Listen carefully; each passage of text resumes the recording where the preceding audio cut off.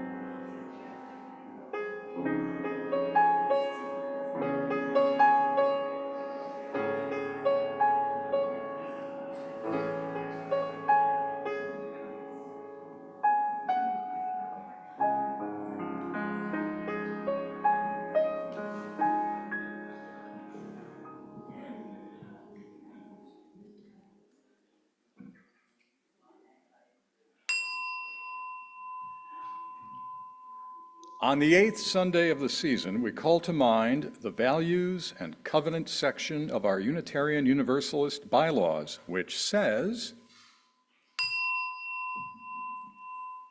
as Unitarian Universalists, we covenant, congregation to congregation and through our association, to support and assist one another in our ministries. We draw from our heritages of freedom, reason, hope, and courage, building on the foundation of love.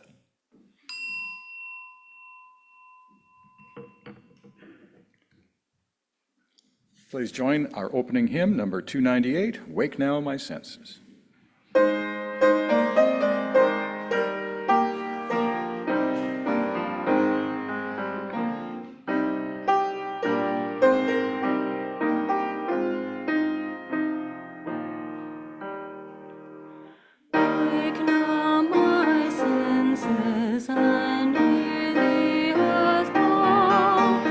Feel the deep power of being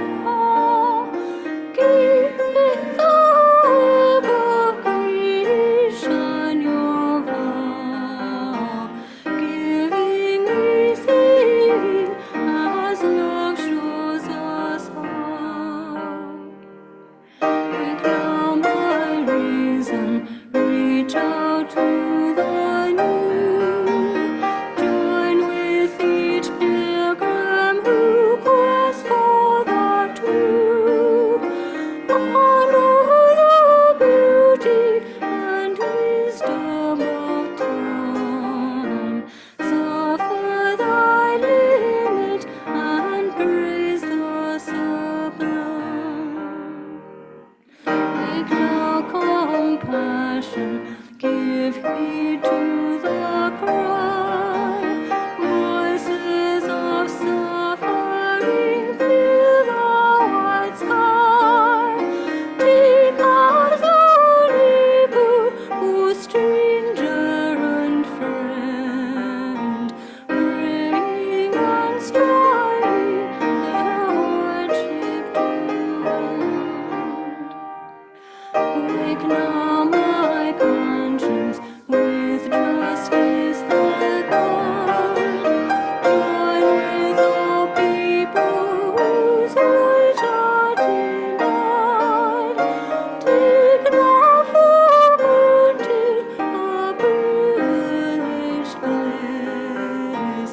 God's love embraces our whole human race. Wake now my vision of ministry clear. Brighten my pathway with radiance here. Make known my calling with all who share.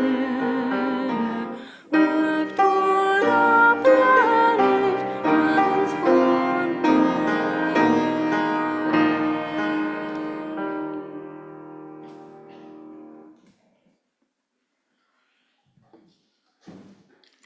Welcome to the First Unitarian Church of Des Moines. My name is Bill Brock. My pronouns are he, him, and his, and I'm a member of the celebrant team.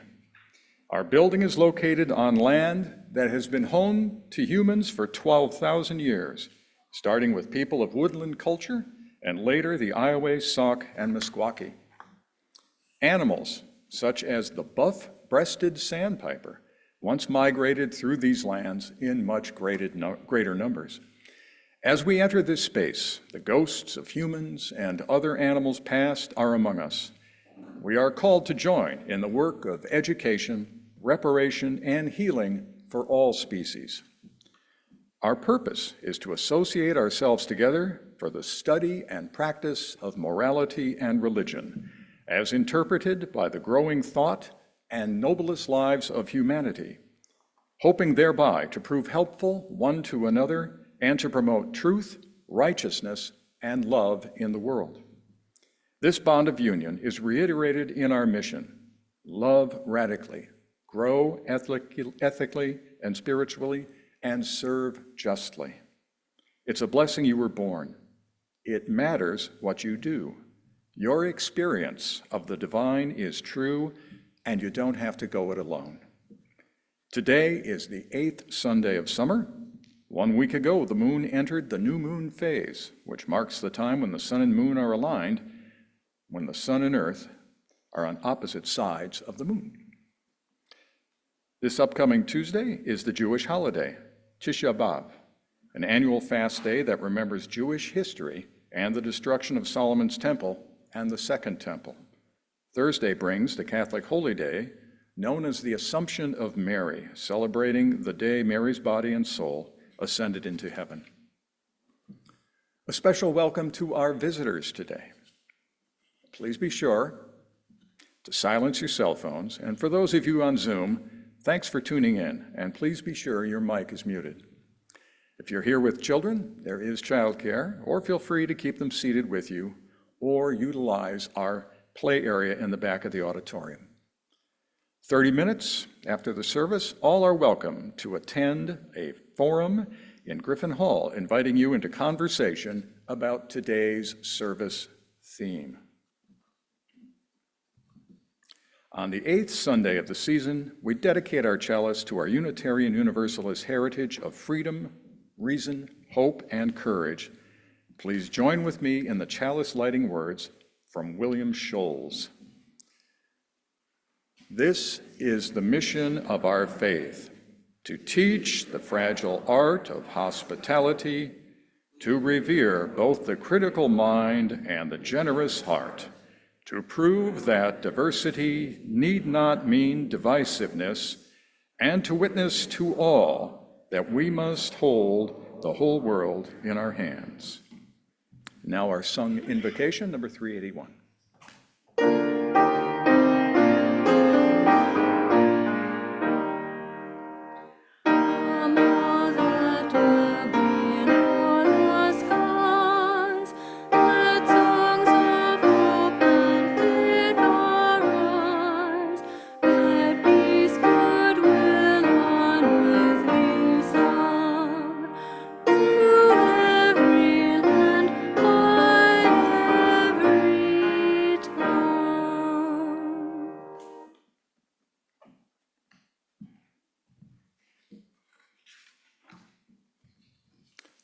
A reading from the Third Humanist Manifesto, Part 1. Knowledge of the world is derived by observation, experimentation, and rational analysis. Humanists find that science is the best method for determining this knowledge, as well as for solving problems and developing beneficial technologies. We also recognize the value of new departures in thought, the arts, and inner experience, each subject to analysis by critical intelligence. Humans are an integral part of nature, the result of unguided evolutionary change. Humanists recognize nature as self-existing. We accept our life as all and enough, distinguishing things as they are from things as we might wish or imagine them to be. We welcome the challenges of the future and are drawn to and undaunted by the yet to be known. Ethical values are derived from human need and interest as tested by experience.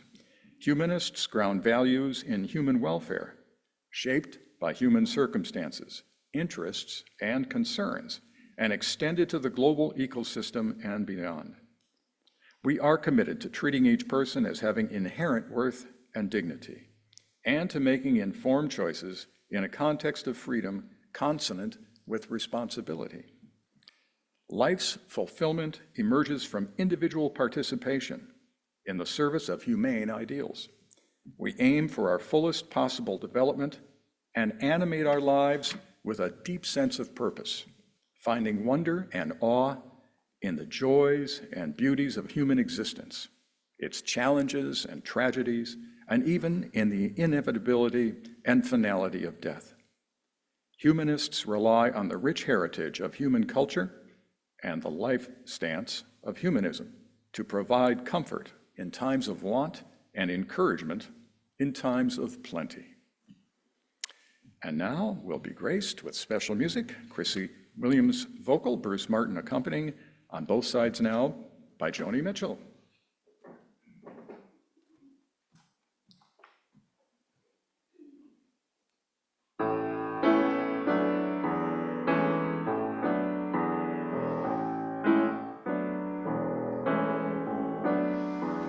Bows and rows of angel hair and ice cream castles in the air. Ferris wheel. Oh, goodness. Let me do that again. Sorry.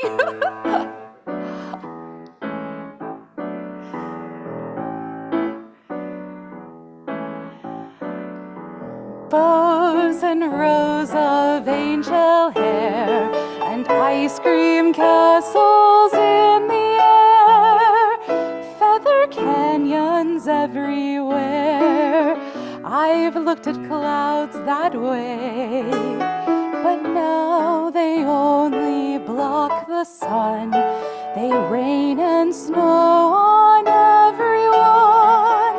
So many things I would have done, but clouds got in my way.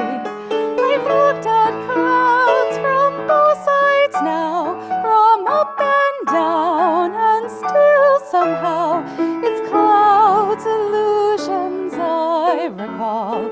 I really don't know clouds at all.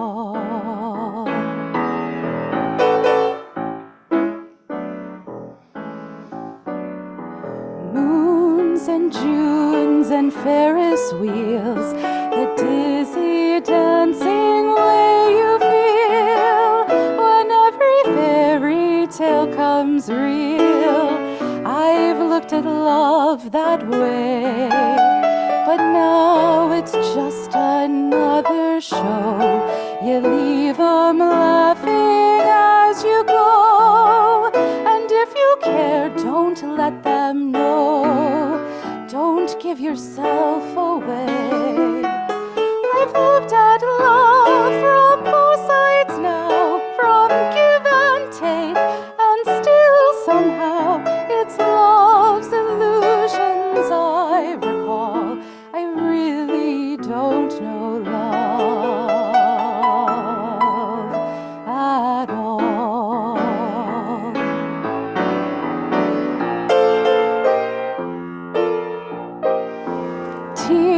and fears and feeling proud to say I love you right out loud.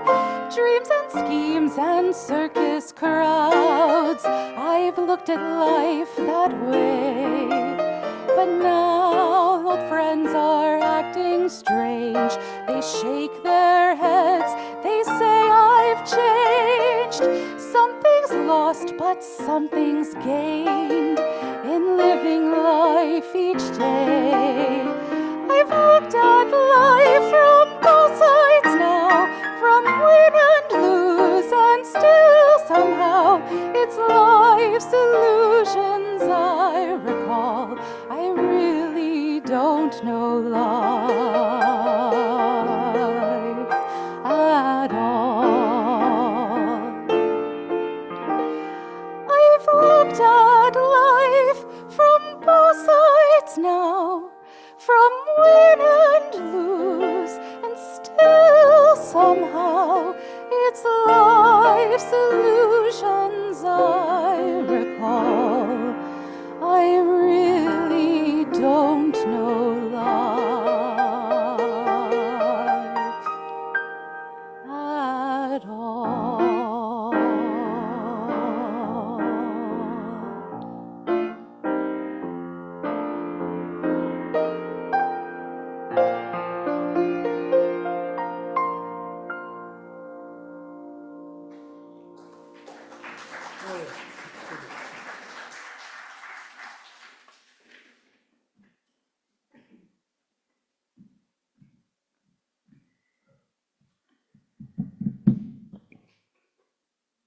Good morning.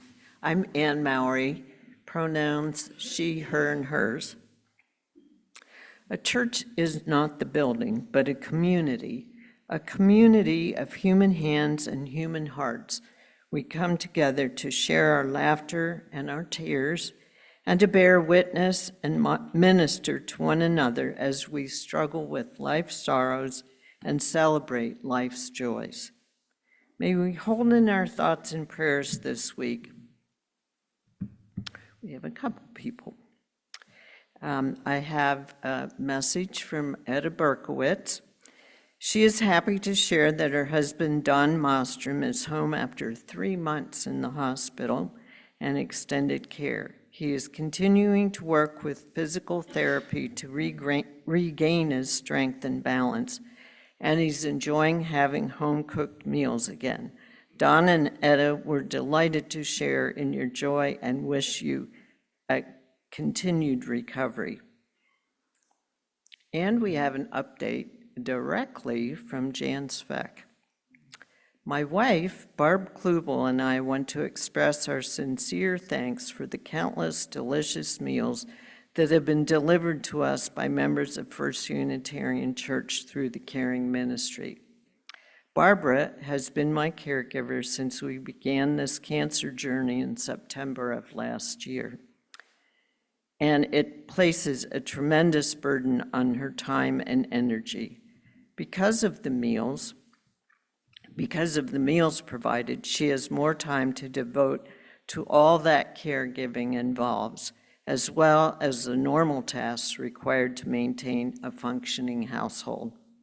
Although surgery removed the tumor and preserved my affected leg, I will be using a walker for the rest of my life.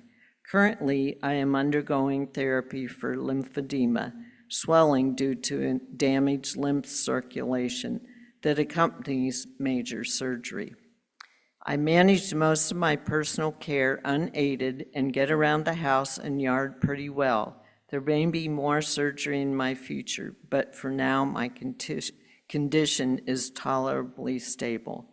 Jan and Barb, we are holding you in love. And then I'd like to add one more, and that is, I saw on Facebook this morning that Carrie and Lynn George are celebrating their 50th wedding anniversary.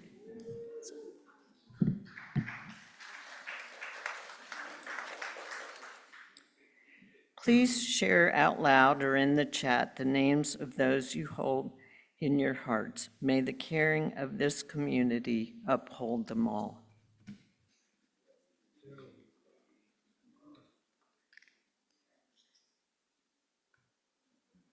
May the light of our community shine on the broken places of the world.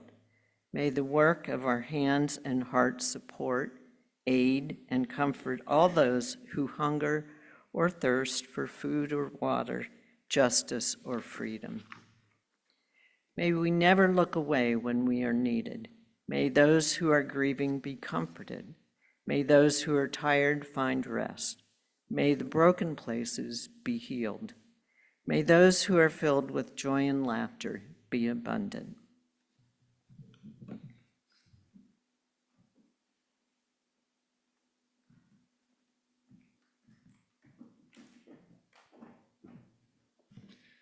We are grateful to be in the presence of one another. We are grateful for the affirmation that being together in this community brings. Let us have hearts open with humility. Let us find our way mindful that there is an abundance from which we can draw water. The peace of all peace that comes not without struggle or wrestling with the ways of scarcity and individualism in the world. Let us find ways to disrupt injustice. Let us find ways to accept one another while preserving our hearts. Let us go beyond thinking and suspend all judgment. May we be changed and held in love. May we recognize and receive grace, for none of us alone has the answer. So be it. We now light 3 candles. One for the joys and sorrows shared, one for the names spoken, and one for all that remains unspoken, but present in our hearts. Let us observe a moment of silence.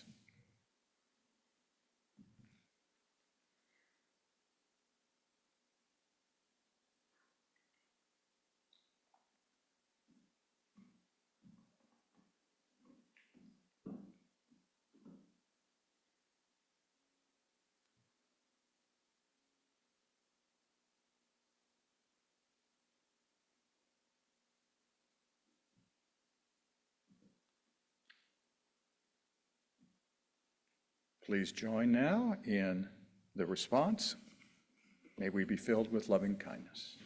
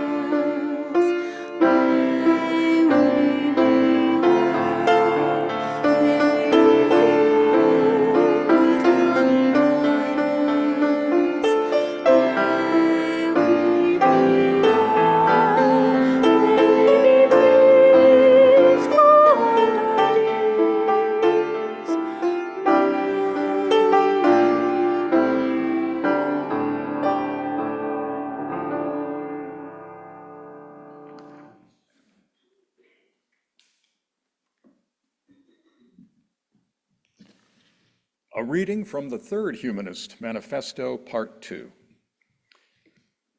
Humans are social by nature and find meaning in relationships. Humanists long for and strive toward a world of mutual care and concern, free of cruelty and its consequences.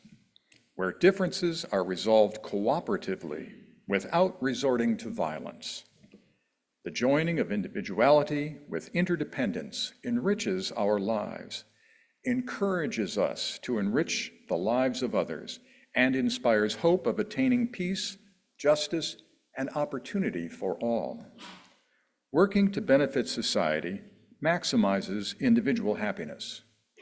Progressive cultures have worked to free humanity from the brutalities of mere survival and to reduce suffering, improve society, and develop global community.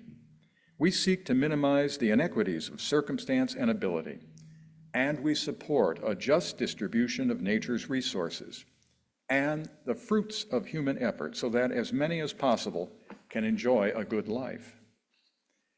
Humanists are concerned for the well-being of all, are committed to diversity, and respect those of differing yet humane views.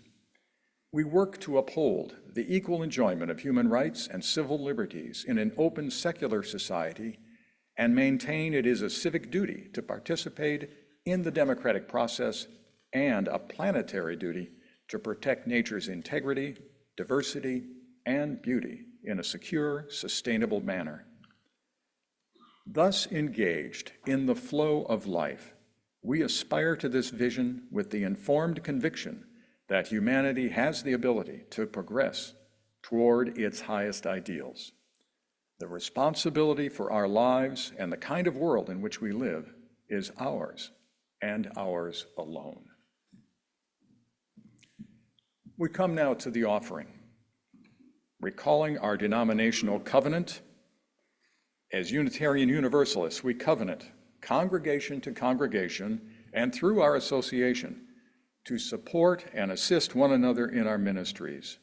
We draw from our heritages of freedom, reason, hope, and courage, building on the foundation of love. In gratitude, then, we give, for in gratitude, we receive.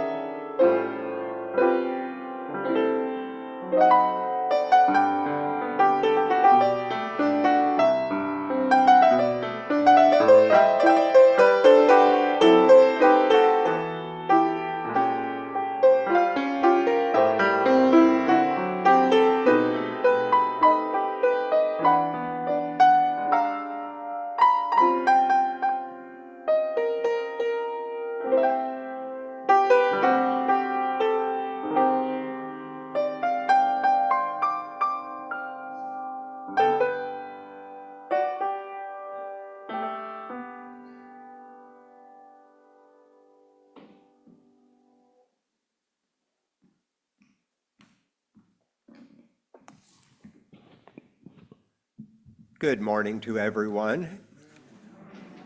I'm Al Powers. My pronouns are he, him, and his.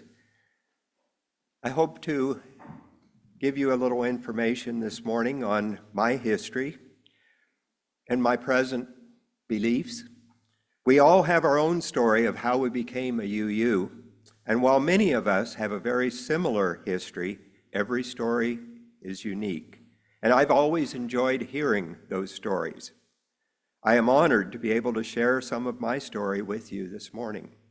I hope to give you some idea of my current beliefs and what I feel is important in my life today.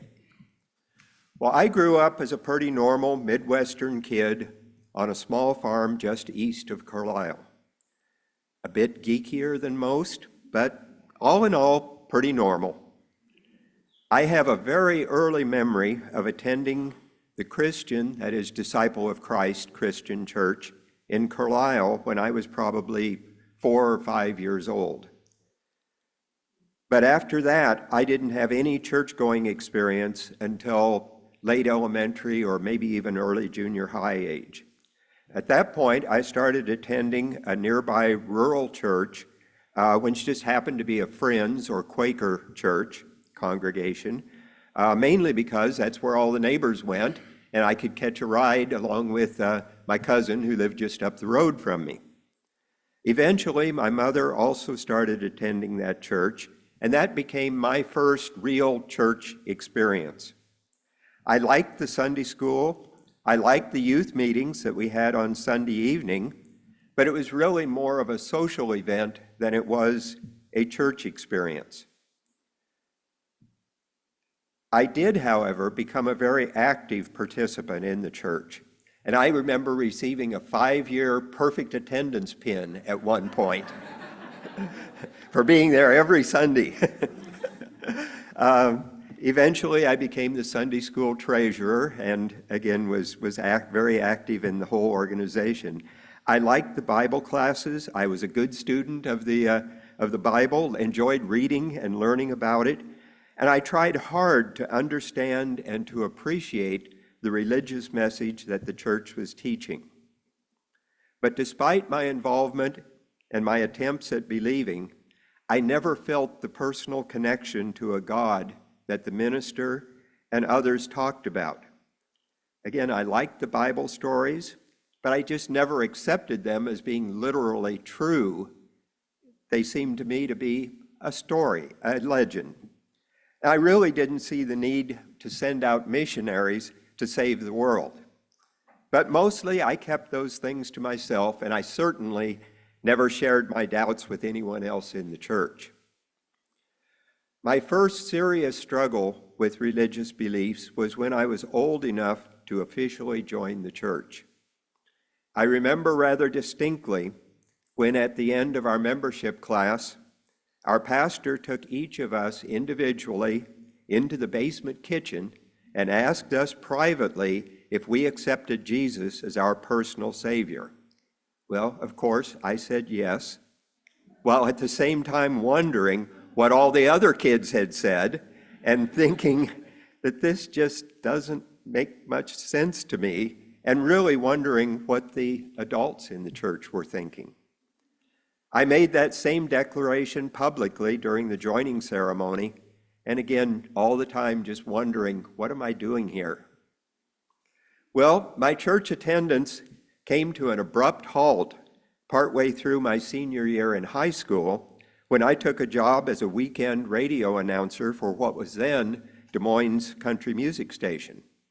My religious education continued, however, because the station ran a full Sunday morning schedule of religious programming. I started Sunday morning at 7 o'clock with a scratchy tape from a local person called the Sunshine Lady. And then that was followed by services from a couple of local churches and from several of the national programs. This experience certainly added to my overall feeling about organized religion and contributed to my continued concern, if you could call it that. I soon learned that the main goal, at least from my view, of several of the most popular national programs was to get the listeners to send in money. That seemed to be their main theme. I was also amazed when one of the preachers that I had always considered to be top-notch proclaimed that the moon landing was all a hoax. I don't remember why he thought God wouldn't allow us to go to the moon. But somehow that just seems so contrary to logical thinking that I just couldn't believe they were really preaching it. I also remember being warned that one of the local pastors had a habit of going into a prayer shortly before his time was up, with the idea that we would never cut him off in the middle of a prayer. I couldn't believe that he would actually do that on purpose, but I was wrong. By the time I graduated from college and gave up the weekend announcing job, I was basically indifferent toward religion. I still thought of myself as a Christian, and I firmly believed in part of the church's teaching about we are all responsible for helping others. It was just the part about this eternal life and being saved just because you believed in Jesus that I just couldn't connect with. Even more disturbing to me was the idea that every particular religion declared that its beliefs were right and that all of the others were wrong. Well, I didn't get back to regular church attendance until my oldest kid was probably 7 or 8 years old, and I felt that she needed to have that church experience. By then, my mother had moved from the local Friends Church back to the Christian Disciples of Christ Church in Carlisle, and so that's where I started to go with my kids. I quickly became engaged in that church community, wound up teaching Sunday school, serving on the board, finally became a deacon and then an elder of the church, and you might be surprised that I became the caretaker of the building.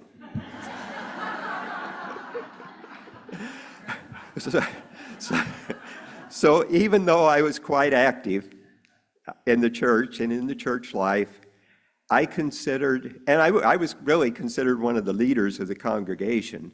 I personally qualified my participation by being very selective about what parts of the program I believed and what parts I just kind of set aside.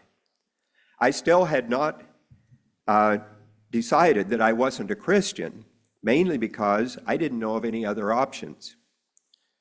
I believed, however, that if there was a God, he was not a personal force in my life or a being that I would ever interact with.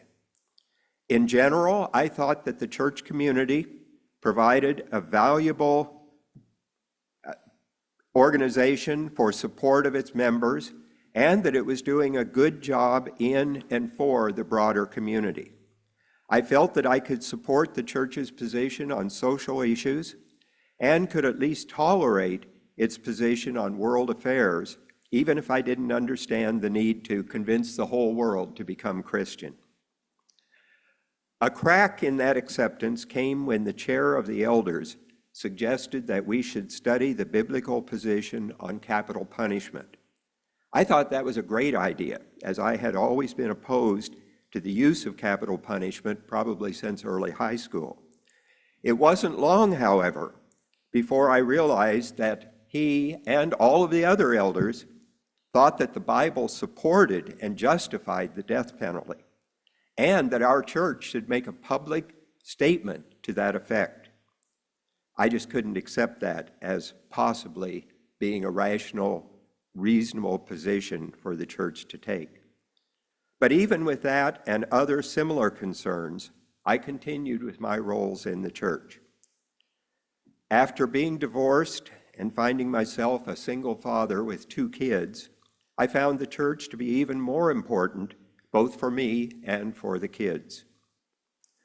I was still active in that Christian church when I met Anne in the summer of 1988.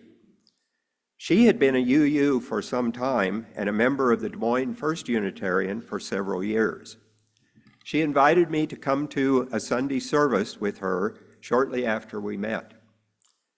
Well, I use the term service rather loosely because at that time, the church basically shut down for the summer, and instead we had what was termed patio church, where members provided a forum or discussion during the church period. Well, you might want to ask her about this, but I learned later that she arranged for this because she thought that was going to end everything. And she didn't want to waste time, with me if there was no future in this.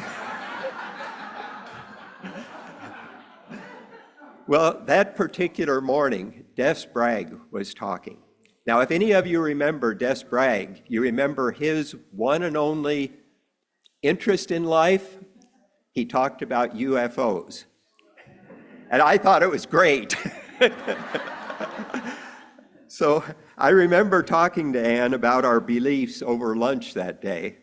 And she asked me kind of the standard question of how could I possibly believe that it was only people who, believed and professed a belief in Jesus that would be saved. And my immediate response was, that's really not what I believe. And that I felt there were other religions that were probably just as valid as Christianity. Well, I don't remember much else about that conversation, but we decided that maybe we weren't quite as far apart as she had expected. And obviously, she stuck with me after that. That was the beginning, but it took a couple more years to complete my transition to being a UU. I became a member of the church in 1990, shortly after Ann and I were married, and I soon felt that this was exactly where I belonged. As Bill said last week, and we didn't even actually coordinate this, I just felt that I'd been a UU all my life. I just didn't know it, didn't know about it, and couldn't express it that way. But I really felt that I should have been here all the time. Well, I had never heard the term humanist before joining the UU Church, but I soon learned that the modern humanist movement started in the Midwest and that our Des Moines church had been a significant force in that movement. Many of the people that I first connected with at this church were strong humanists.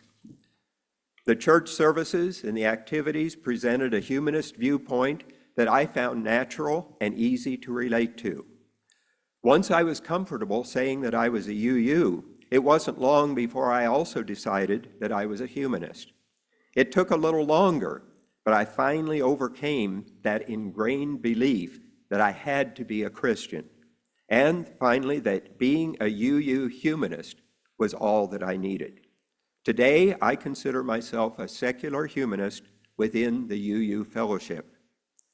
My understanding of secular humanism is a philosophy that applauds reason, ethics, and justice, and specifically rejects supernatural forces. This translates into looking out for humanity and for our world, because that's all we have, and we had better make the most of it and make it last.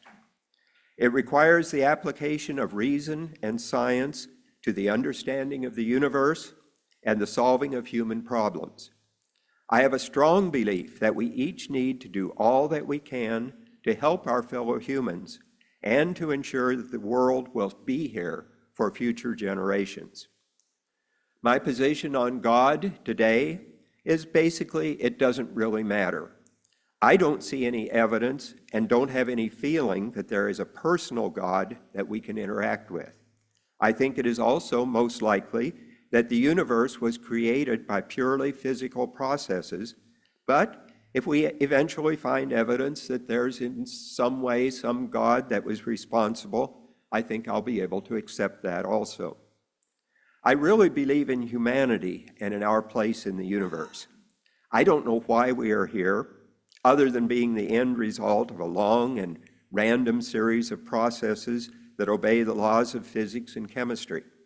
I don't believe that we have any special place in the universe, or that the universe provides any purpose for our being. I do, however, believe that life is very special and precious, and that this earth is the only home that we have, at least for the foreseeable future.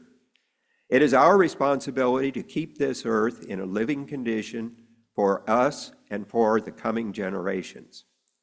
This basic concept that we as the human race are responsible for our own well-being and that of our children leads me directly to a number of fundamental UU tenets. The first, to me, is the respect for the worth and dignity of each individual. Every person, every life is precious and deserves the basic freedoms and rights that make life worthwhile. We also need to respect the interdependent web. We do not and cannot live in isolation. Everything that we do affects every living creature.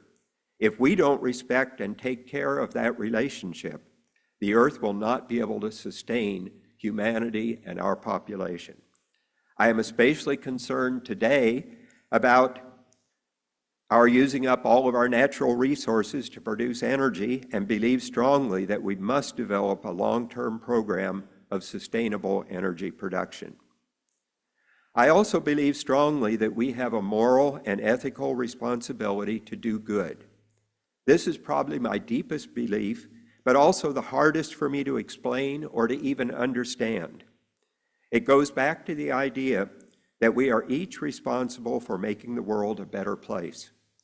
I believe that there are fundamental rules that apply to everyone, that we are to be good and do good just because it's the right thing to do.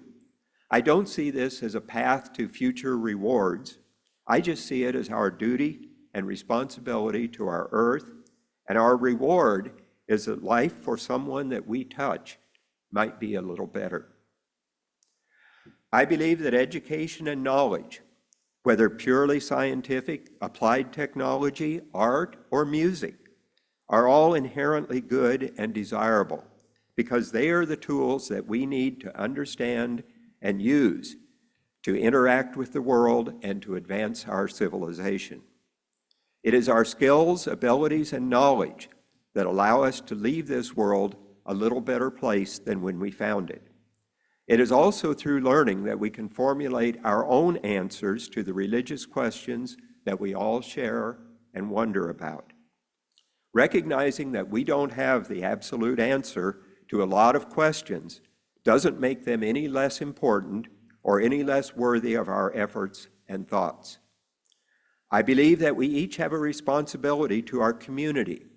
That responsibility is to participate in whatever way our individual abilities and circumstances will allow, but to do it as constructively as possible so that we strengthen and improve our culture, our educational, and our social structures. All of that brings me to the title of my talk, Life is a Relay Race. We don't start from zero, but we begin with the product of thousands of years of civilizations that preceded us. And our contribution doesn't end when we die. We just hand it off to the next generation that will follow. One of my favorite lines is from the song that I asked Bruce to play during the offering.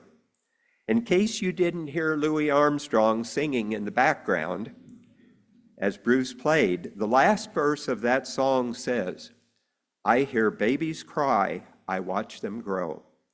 They'll learn much more than I'll ever know." And I think to myself, what a wonderful world.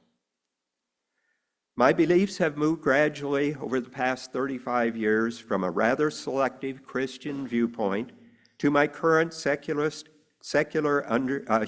understanding of the world. I believe that humanism provides a better alternative than the mainstream religions, Christian or otherwise. Being a humanist in the UU tradition allows me to use my talents and resources to improve our world, and it satisfies my need to be a part of a community.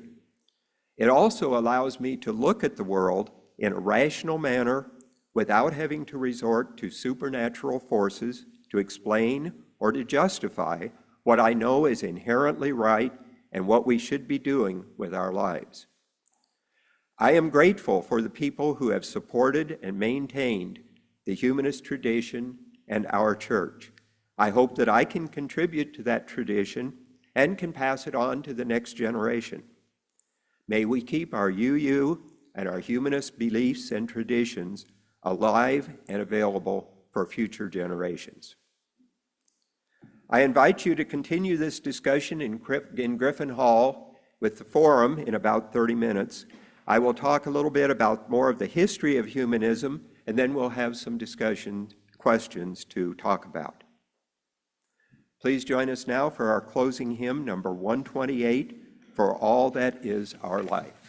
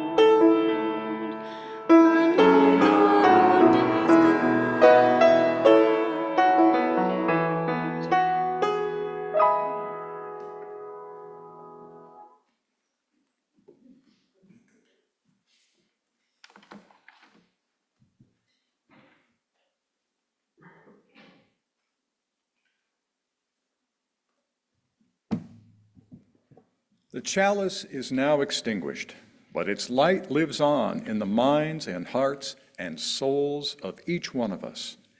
We will carry that flame with us as we leave this place and share it with those we know, with those we love, and with those we have yet to meet.